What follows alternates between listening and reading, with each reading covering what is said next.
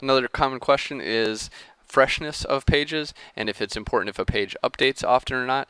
And the answer to this is really very relative to what type of site you are and what types of phrases you're trying to rank for. If a query on a search engine indicates that it should return very timely results to be relevant, something like internet marketing news or educational toys news. These are phrases that indicate that it should be very fresh. So therefore, your site should probably be fresh. And if your site is fresh, there's probably going to be benefit to the search engines. Now, with something like a history of the pyramids in Egypt, something like that really isn't going to change very often. So there's probably more value to pages not updating. So you can see very quickly how it becomes very relevant and very dependent on other factors. So don't get caught up in whether your site updating all the time or not updating all the time is a huge factor. It's really, again, not a huge factor unless you're really trying to do news. But the idea that it can be good or bad either way.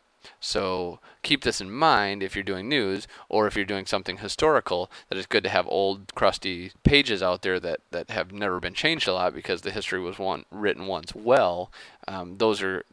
They're just important concepts to keep in mind versus getting hung up on whether or not we should update our page content every day.